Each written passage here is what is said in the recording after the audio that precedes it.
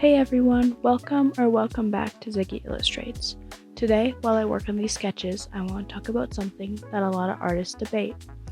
Digital versus traditional art. Which one's better? What are the pros and cons of each? And most importantly, which one should you focus on? Let's have a look. Let's start with digital art. Digital art is any artwork created using digital tools like drawing tablets, apps, or software like Procreate, Photoshop, or Clip Studio Paint. I personally use Clip Studio Paint, but I'm saving up for an iPad to use for Procreate. Clip Studio Paint is easy to navigate and available on phone, PC, or tablet. It requires a monthly subscription, while apps like Procreate are a one-time buy. Now, let's go over some of the pros and cons of digital art. It's faster. One of the biggest advantages of digital art is speed. You can copy, paste, resize, and edit things instantly, which makes the process way more efficient, no having to rummage for tools. The undo tool is a lifesaver. If you make a mistake, you just hit undo. No eraser marks, no paper smudging, just a clean fix. Layers make everything easier. You can separate your sketch, colors, and shading on different layers, which gives you a ton of flexibility and easier to correct your mistakes later. You can experiment without ruining anything. Want to test a new color or effect? Just make a new layer. If you don't like it, delete it. It has a clean, polished look. Digital art often looks super smooth and polished, which is great for animations, comics, or professional work, but it's depending on your style. You can work anywhere, no need to carry a bunch of supplies. As long as you have a tablet or computer, you can create art anywhere. The cons of digital art. It can look too digital. Sometimes digital art can feel a bit artificial, especially if you rely too much on certain tools like smoothing brushes or the airbrush tool. Sometimes it's better to look rougher and more natural, but it depends on your art style. It's easier to overuse bright colors. Because digital screens are naturally bright, you might end up using super saturated colors without realizing how unnatural they look. It can look pixelated. If you don't use the right resolution, your artwork can end up looking blurry or pixelated when you zoom in or print it. It lacks physical texture. With traditional art, you can feel the paper, the brush strokes, and the pencil pressure. Digital art doesn't have that natural texture. Too many choices can be overwhelming. There are thousands of brushes, colors, and tools. Sometimes having too many options can slow you down instead of helping you, and using too many brushes in one piece can make it look really busy. It's harder to stand out. Since digital art is so polished, a lot of pieces can start looking the same. It's easy to fall into a style that looks generic. What is traditional art? Now let's talk about traditional art, the classic way of drawing and painting using pencils, paint, or any physical medium. Even though digital art is popular, traditional art has some serious advantages too. Here's some pros of traditional art. It feels more natural.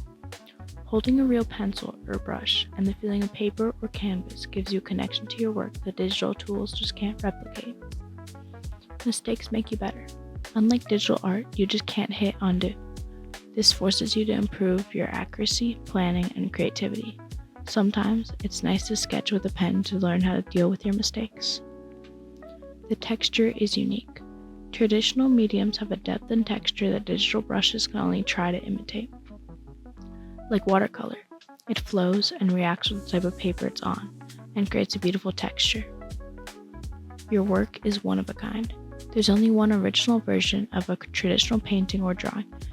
This makes it feel like it's your piece and personal. It's a great way to train your skills. A lot of professional artists recommend starting with traditional art because it teaches fundamentals like line control, shading, and color mixing better. When you have paints and can physically see how they mix, it helps you understand color theory better. You have a physical copy. When you're doing digital art, it's just on a screen. You can't hang it up on a wall or see your progress throughout your sketchbooks. With traditional art, you can have a physical copy and makes it feel more personal. Cons of traditional art. Mistakes are harder to fix. If you mess up, there's no undo button. Sometimes you can fix it, but other times you have to start over. It's really hard to fix mistakes when it comes to watercolor and ink. Art supplies can be expensive. Good paper, high-quality paints, or professional markers can get really pricey over time. It takes longer. With traditional art, every stroke is permanent. so you have to be more careful, which can slow you down, and the mixing and setting up of supplies can take you a while too. Limited color choices. You can't just pick any color from a palette like digital art. You have to mix your own, and sometimes it's hard to get the exact shade you want. You need physical space. Unlike digital art where everything is stored in a tablet, traditional art requires space for all your supplies and finished pieces, which is hard for someone who might have a limited space they work in. It can get messy. Ink spills, graphite smudges, paint everywhere. It's all part of the traditional art experience, which sucks when you're trying to keep clean or looking for a cleaner look in your art. So which one should you choose? So now that we've talked about the pros and cons of both digital and traditional art, which one is right for you? It depends on how you work. If you love experimenting, working fast, and having unlimited tools, having a compact area where your tools are, digital art might be best for you. If you enjoy the physical feel of drawing, learning foundational skills, and making one-of-a-kind pieces, enjoy having physical copies, traditional art might be your thing. As a beginner, I'd recommend starting with traditional. Gets you used to draw with a pencil and foundations for digital art. When you start at digital art, don't expect to be as good as traditional art. It takes time. Remember to step out of your comfort zone to improve, whether it be trying traditional or digital art. At the end of the day, both art forms are amazing, and a lot of professional artists actually do both. Traditional art can help train your fundamentals, and digital art can help you work more efficiently. So instead of choosing one over the other, why not try both?